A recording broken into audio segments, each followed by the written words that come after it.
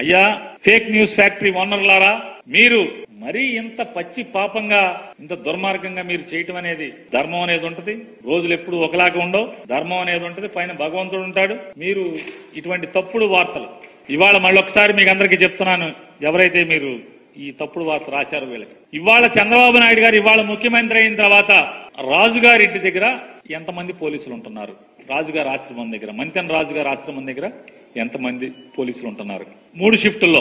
అలాగే చంద్రబాబు నాయుడు గారి ఇంటి ఎదురుగుండా ఖాళీ స్థలంలో ఎంతమంది పోలీసులు ఉంటున్నారు, చంద్రబాబు నాయుడు గారి ఇంటి వెనకాల ఎంతమంది పోలీసులు ఉంటున్నారు, భవానీ ఐలాండ్ లో ఎంతమంది పోలీసులు ఉంటున్నారు, అలాగే చంద్రబాబు నాయుడు గారికి ఇంటి పక్క దాంట్లో ఎంతమంది పోలీసులు ఉంటున్నారు, అలాగే మీ మదీనాగూడ ఫామ్ హౌస్ లో ఎంతమంది పోలీసులు ఉంటున్నారు, జూబ్లీ హిల్స్ లో మీ రాజ్మహల్ లో ఎంతమంది పోలీసులు ఉంటున్నారు, తీయండి బయటికి. మీ నాన్నగారు చుట్టూ ఎంతమంది ఉంటున్నారు. ఆంధ్రప్రదేశ్ స్టేట్ పోలీసులు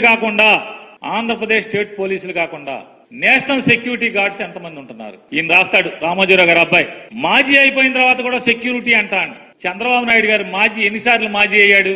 ఎప్పుడో నా చిన్నప్పుడు ఎప్పుడో నక్సలైట్లు దాడి చేసి ఇప్పుడు దాకా 200-300 మంది ఎన్హెచ్జి కమాండోలు అంట. ఎందుకు మరి అడిగావు? ఎప్పుడన్నా రాచావా? ఎంత డబ్బు ఖర్చు అవుతుంది? స్టేట్ పోలీసులు ఎంతమంది ఉంటున్నారు? ఎంత ఖర్చు అవుతుంది? చంద్రబాబు నాయుడు గారు మాజీగా ఉన్నప్పుడు ఎప్పుడన్నా సెక్యూరిటీ లేకుండా ఉన్నాడా? ఎంతమంది నేషనల్ సెక్యూరిటీ గార్డులు ఎంతమంది ఉంటున్నారు? హైకోర్టు కేసు మరి తెచ్చుకున్నారు కదా, మళ్ళీ చిత్తూరులో దాడి జరిగాక మళ్ళీ సుప్రీంకోర్టు కేసు తెచ్చుకున్నారు కదా. టోటల్ గా ఆంధ్రప్రదేశ్ స్టేట్ పోలీసులు కాకుండా ఇవాళ నేషనల్ సెక్యూరిటీ గార్డ్స్ కానీ అందరూ కలిసి అసలు మొత్తం మీ ఆస్తుల దగ్గర కానీ అన్ని చోట్ల ఎంతమంది ఉన్నారు?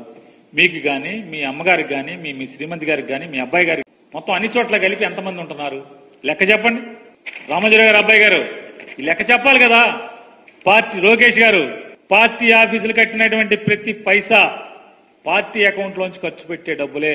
మీకులాగా ఎల్ఎన్టీ ఓడో ఆడో ఈడో కట్టడెవడో, అమరావతిలో రాజధాని కట్టే కాంట్రాక్టర్, అమరావతిలో వర్కులు చేసే కాంట్రాక్టర్లు మంగళగిరిలో ఆఫీస్ కట్టినట్టుగా, హైదరాబాద్ లో హైటెక్ సిటీ కాంట్రాక్ట్ కట్టినటువంటి ఎల్ఎన్టీ హైదరాబాద్ లో మీ ఆఫీస్ కట్టినట్టుగా కాదు. ఇది పార్టీ ఆఫీసు మేమే కట్టుకుంటున్నాం.